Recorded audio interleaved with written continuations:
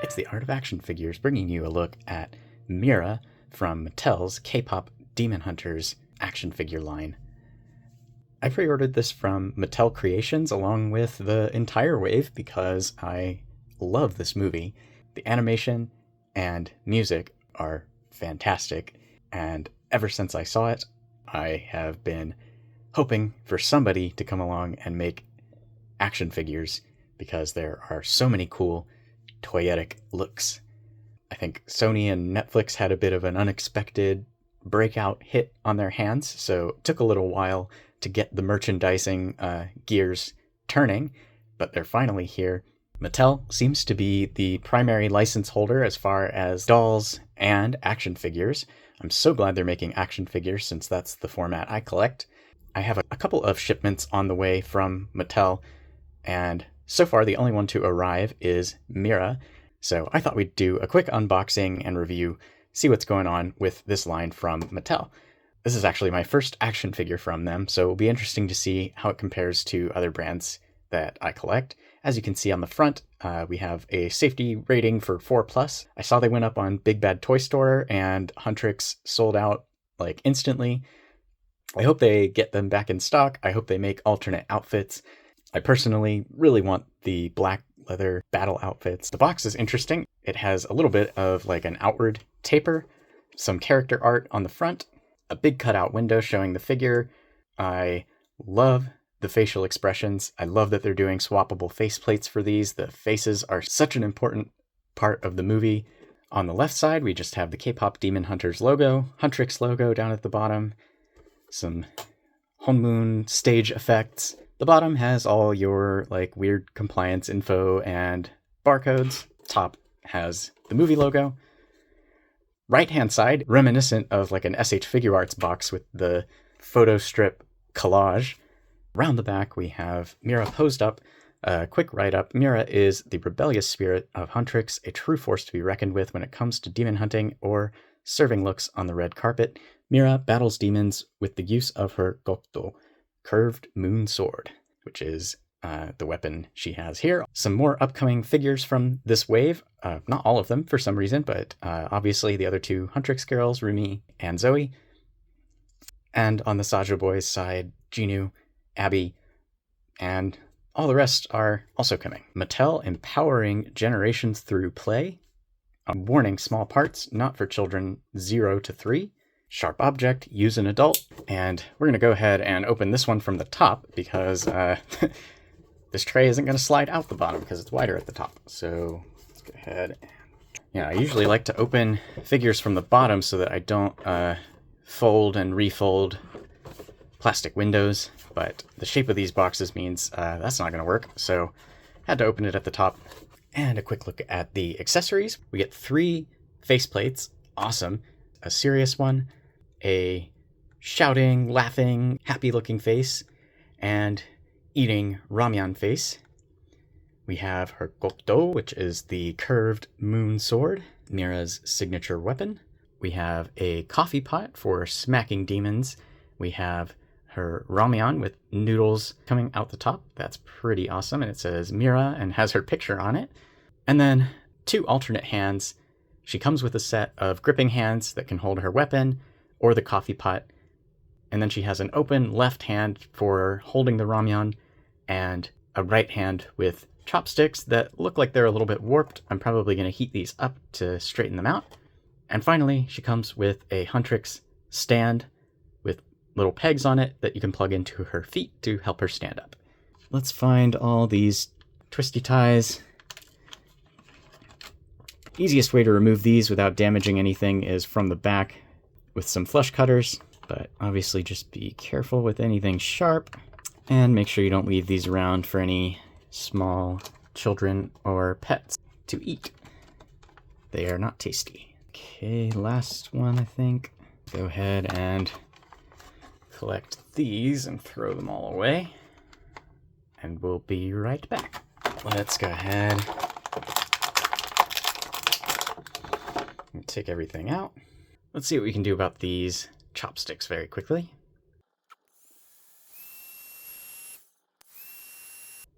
And you can see the heat makes this nice and soft. It also helps it return to the original shape it was molded in, which has both of these straight.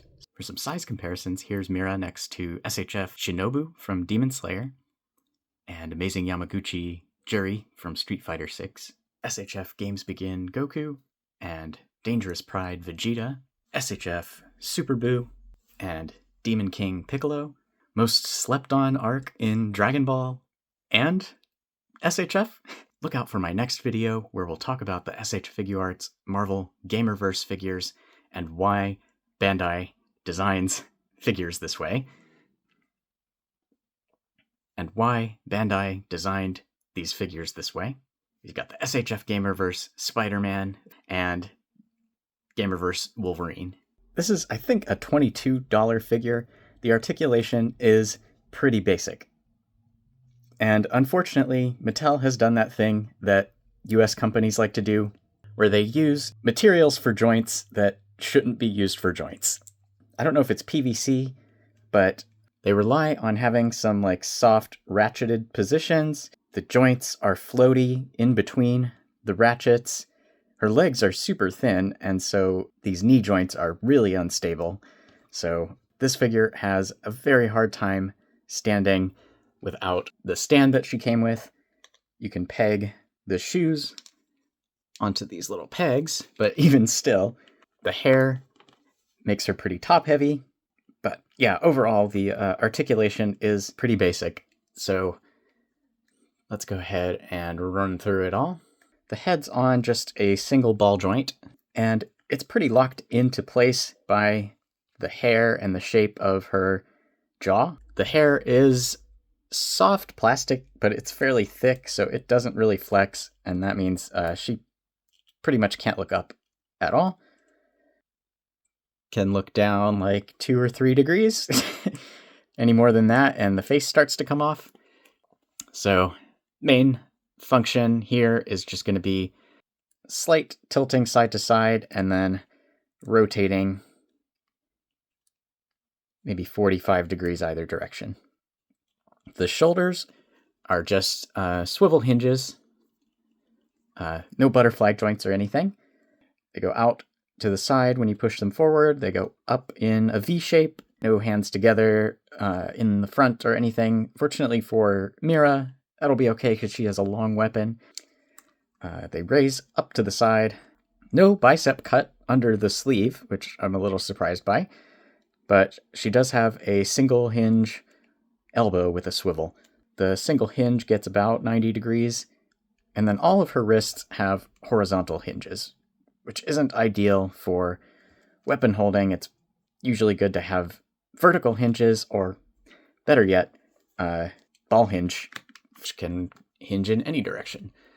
Her right side has this soft plastic shoulder armor. I think it's just glued onto the torso, but you can see it's pretty flexible, and you can raise the arm to about there before it starts to kind of push back. There's no cut under the shirt, and she has a single ball joint waist, which gives just a little bit of tilt side to side, maybe 10 degrees, a little forward and back, maybe just 5 degrees either way, and swivel, of course. Her skirt is flexible, but it doesn't have any cuts, and so it does limit the hip articulation a little bit, which is just single ball joints. They kick out to the side. For some reason, I have a better time kicking this one to the side. It goes pretty much all the way out. The other one, for some reason, the skirt pushes it back more. Front to back split goes to about there before it starts to push back. She has thigh swivels built in under the shorts. Double hinge knee, which goes all the way up and looks decent. So a good joint in terms of range, but again, as we saw, mine's pretty floppy and wobbly, unfortunately. And then just swivel hinge ankles, which don't get the most range of motion. They go down. They actually go up quite a lot. And then the ankle rocker is really steep, so it's more of an ankle swivel at this point. It doesn't give you much natural ankle pivot. So all told, the articulation is not the greatest. And the engineering is unfortunately kind of following the US figure blueprint, which probably for cost reasons doesn't seem to want to use the right materials for joints. And bringing her in close to go over the details, what they did do a great job on is the faces. And I'm glad that's the part that they seemed to dedicate the most attention to, because it's so important for the movie, and I think the face looks really good. You can see her eyeshadow, and then some sort of like dot application to give her eyes like a little sparkly appearance, which looks really good. And then the red lipstick has a nice gloss to it, and I think the sculpt is pretty spot on. To swap the face, you just kind of pull it out from under the chin. 3 pegs go into the 3 peg holes in her head. And then replace the bangs, and that expression is great. The faceplates fit pretty well, but they do leave a little bit of seam lines around the sides and a little bit of a seam where the bangs are attached at the top. The hair is solid molded pink color. It seems to be made of a couple different pieces. The main part of the head, the back, the bangs, and then her 2 ponytails. The ponytails don't seem to be on any kind of joint, and they worry me a little bit because they're very soft and flexible right at the point where they bend down, and I'm a little concerned that that's going to tear. Be careful how much you move those around, but I mean, the hairstyle looks good, the shape looks good. Just would have been better to have a little bit of a sturdier joint for the pigtails. Her neck is painted skin color over black plastic. You can tell because of the side there's a seam where the paint doesn't get all the way in, but the color match is actually pretty good. There's probably some masking done for her necklace to keep that part black, and then a little bit of silver paint for the jewel. For the abdomen, that's also painted skin tone here. You can see the coverage isn't perfect. There's some definite gaps down at the side. You could make the abdomen a separate piece with ball joints on either side. And once again at the arms. Let's talk about her shoulder armor for a second. This is actually pretty cool. It has some sort of like etched flower design, and that's cool. I have no idea how they did that. It's otherwise kind of a dark gray plastic with some metallic flake in it. And then it has these like epaulets. Is that what they're called? I don't know if that's the name for the tassels. The printing of her Won't Miss t-shirt design is great. The colors are more vibrant in person than they're showing up on camera. It's maybe just the brightness of the lights. But yeah, the scale looks good. The detail looks good. Her hands are molded in black for the fingerless glove color. And then there's skin tone paint for her fingers. Again, coverage is a little messy. And silver paint for the back of the hand. And then, unfortunately, because of the way companies like Hasbro and Mattel like to design wrists, the hinge cuts into the hand, and they made it in skin color, which is kind of questionable, because I think it should be black to not cut into her glove. And it looks like they maybe even tried to paint it black, which, come on now, we know that's not going to work. You can't paint over a hinge like that. You can see the paint just flaking right off. Her skirt is soft PVC molded in this golden yellow color with 2 details painted on. There's this chain that runs all the way around the right hip, and then there's this pink talisman, which probably is missing some like beads and decorative details, but at the scale it's pretty tiny, so I don't blame them for skipping those. The hip and waist area is all molded in black. Under the skirt, there's a cut at the top of the thigh for the thigh swivel. But again, they've molded the entire legs in black, it seems, and then painted the skin tone for her upper legs here. It's pretty clean, just like I said, there's always like a little bit of splotchy coverage around the edges and seam lines. And then over the black paint, they have this really nice pink with a white stripe detail going around the front. And those are pretty nicely done. The knees are black, the lower legs are black, and the shoes are black. Pink paint for these like shin guards. I've got a little pink paint splotch right above her right shoe for some reason. Oh, it looks like I can maybe scrape that off, so that's good.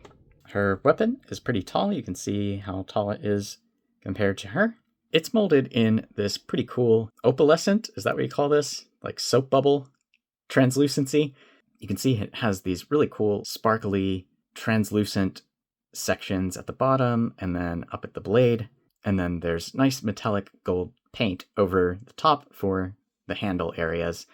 Her hands are a little bit pliable, but as I mentioned, the fingers are painted, so you do want to be careful not to rub and chip the paint away. There you go. And she can hold it two-handed no problem since it's got a nice long grip. All right, let's look at some of the other accessories. The little coffee pot is just molded in like a bluish gray plastic with some metallic flake in it. There's a pretty big seam line running up the middle. And then I think the black handle is actually a separate piece that's keyed or glued into place there. And it goes into her hand nice and easily.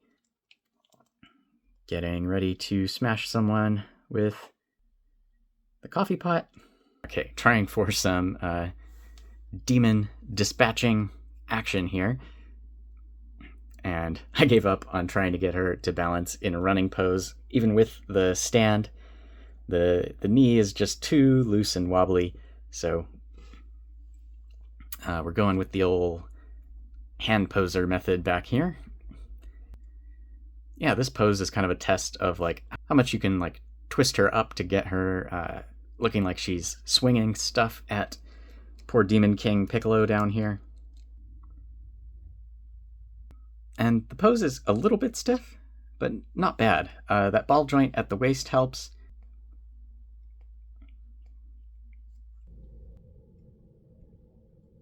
And one more hand pose. Is Boo a demon? I don't think so. He's more of a thing summoned by a demon, right?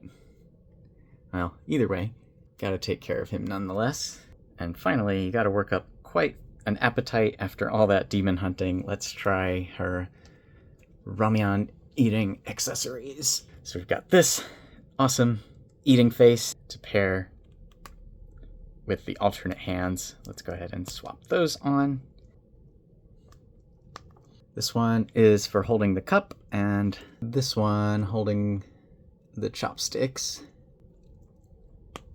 And zooming in close on the ramen cup. The printing on there is really good. It says Mira Spice Queen. The problem is the single elbows can't bring the hands anywhere close to the face. Might be better to put some sticky tack onto the other hand and use it to hold the cup. Maybe her thumb could go into that little indentation in the noodles. Let's see.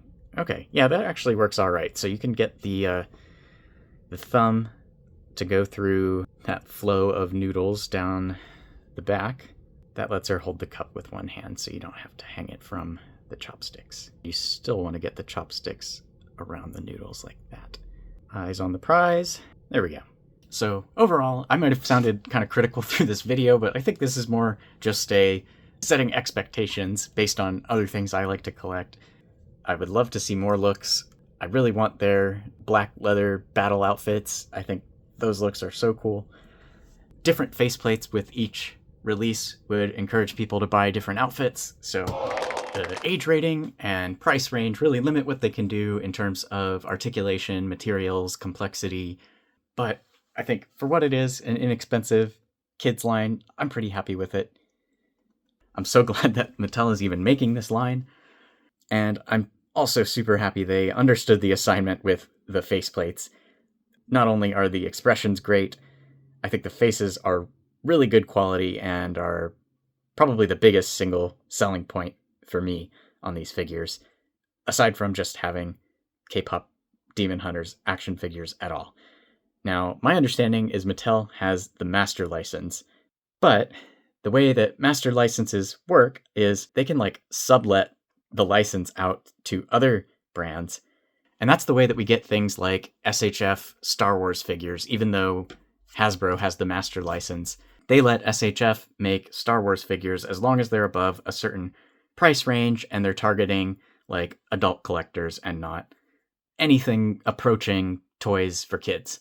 So maybe someday we'll see a brand like SHF take on K-pop Demon Hunters. I don't know if it's something even on their radar, but I think that would be awesome. I mean, that's probably my ideal brand to do it. Reveltech would probably do it well. Figma, maybe, although their posability isn't always the best. The Nier Automata figures are excellent, so put the team in charge of that on it. Who knows? Let me know if you're picking any of these up, if you'd like to see me review more of them, and if not Mattel, who would be your ideal brand to make figures of this IP? This has been the Art of Action Figures. Thanks for watching. See you in the next one.